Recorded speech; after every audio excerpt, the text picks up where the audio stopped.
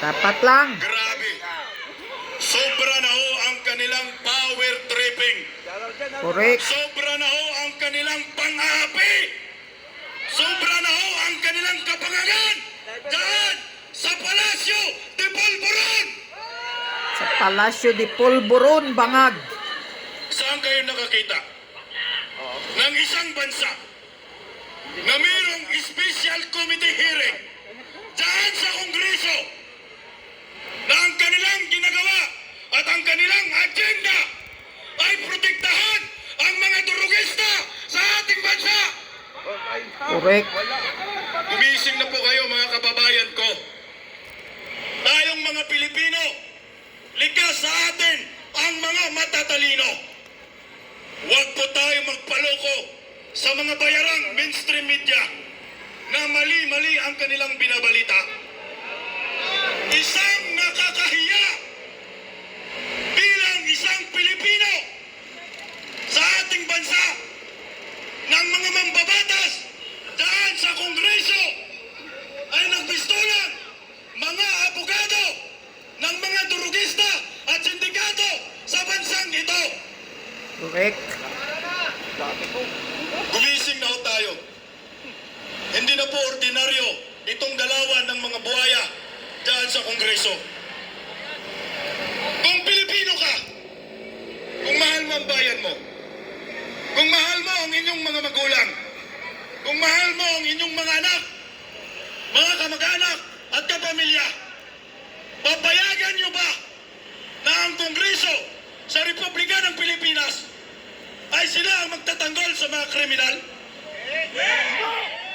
Saan ka nakakita ngayong isang Rodrigo Rua Duterte na galit sa mga durugista, galit sa mga kriminal, at gustong tapusin ang mga demonyo na nagkalat sa ating bayan?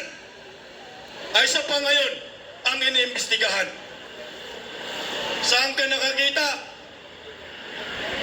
na ang ipinagtanggol sa Kongreso na ang gamit na pira nila yan ay galing sa inyong mga bulsa, galing sa bulsa ng mga taxpayer, Tama. galing sa mga bulsa ng mga magsasaka, galing sa mga bulsa ng mga tricycle driver, mga taxi driver, mga jeepney driver, mga ordinaryong Pilipino? Sinong nakinabang? Animal kayo, mga durugista, mga sindikato. Dapat ho, di ba ho, ang ipagtanggol nila ay yung mga biktima ng mga durugista at mga kriminal sa ating bansa.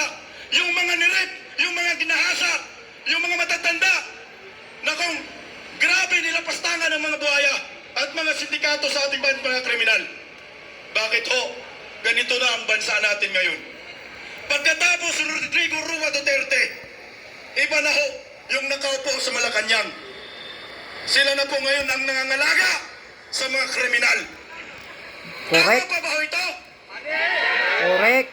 Kung hindi tama, kayong mga Pilipino, tayong lahat sa bansang ito, magkaisa ho tayo. Tulungan niyo po kaming mga political vloggers na lumalaban ngayon para sa ating bansa. Imulat po natin ang bawat isa na ang gobyernong ito pinamumunuan ng mafia. Yes. Na ang gobyernong ito pinapatakbo ng sindikato. Correct. Correct. Mafia, sindikato, kawatan, Anong klaseng presidenteng nakaupo ngayon sa Malacanang? inutil, bangag, pulburonik. Walang utang na loob. Ang kapal ng mukha ninyo. Mga manggagamit kayo. Nung nakaraang eleksyon, Puro utang, walang loob. grabe kayo makaluhod-luhod kay Vice President Inday Sara Duterte, Mayor Inday Sara Duterte noon. Sinusundo ninyo? Gumagamit pa kayo ng private plane para lang ligawan ang isang Inday Sara Duterte na nahimik lang sa Davao. Grabe kayo. Kaya nga. Tapos ngayon, tinatraidor na si Sara Duterte. Gusto nang pabagsakin. Grabe kayo.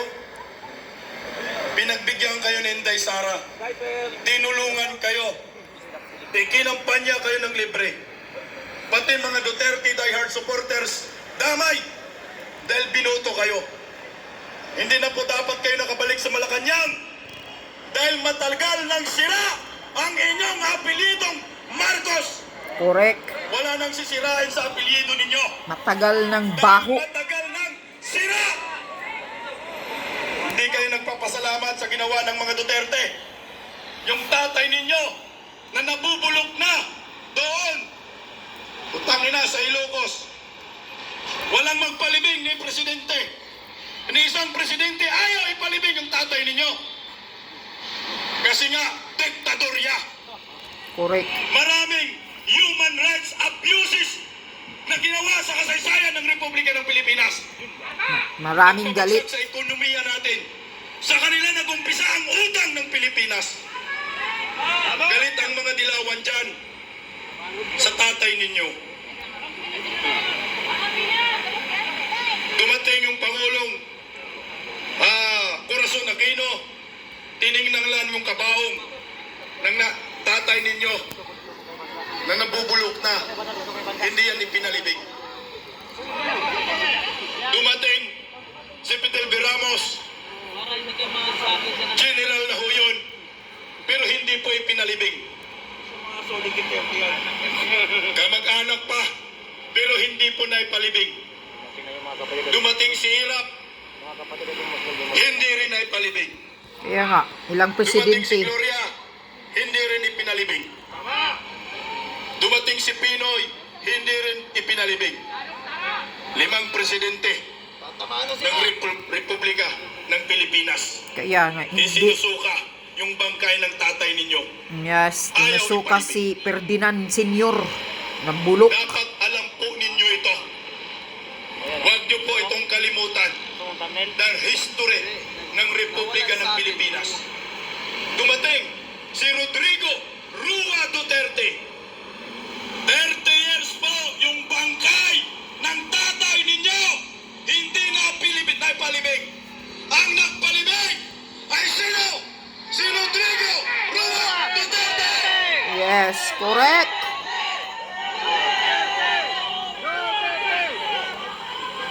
Nakalimutan ba ninyo yon? Tama, sir. Wala ho kayong utang na loob. Ang kapal ng mukha ninyo. Si Marcos Jr. walang utang na loob. Kailan Si Raulo. ipinalibing ni Pangulong Rodrigo Rua Duterte yung tatay nilang nabulok na? Correct. Alam ba ninyo? Kakaselebrate lang noong November 18, 2016. Hindi kayo nagpasalamat? Ngayon, anong ginawa ninyo sa anak ng nagpalibing? Anong ginawa ho ninyo kay Vice President Inday Sara Duterte? Putang ina ninyo. Mga putang ina talaga. Tumiking itong bansa natin sa pamumuno ni Ngiwiim. Ningiwiin, Marcos Bangag. Ni Mang Ngiwiim. 3 years in the making. Wala ho silang ginawang proyekto para sa ating bansa, kundi ang proyekto nila ay sirain si Vice President Inday Sara Duterte. Yes, at magnakaw ng pera sa bayan, pira ng bayan. Ang tanong, nasira ba nila? Hindi! Naniniwala ba ang maraming Pilipino dyan sa mga buhaya sa Kongreso? Hindi. Totoo yan, hindi. Kasi kung naniniwala ang mga Pilipino, animal, wala kami dito. Tama! Tama? Wala kayo dito. At walang nagtatanggol kay Vice President Inday Sara Duterte.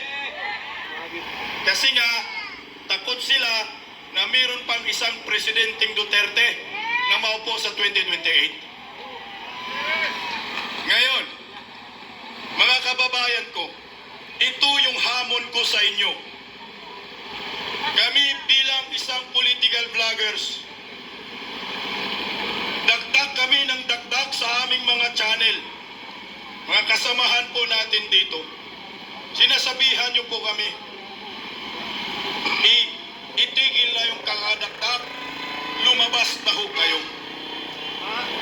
Ngayon, narito na po kaming lahat sa labas, nandito sa Veterans Hospital, kung saan nandito si Vice President Inday Sara Duterte na gustong ipakulong ng mga buhaya ang Chief of Staff ni Vice President Inday Sara sa koreksyonal na walang kaso.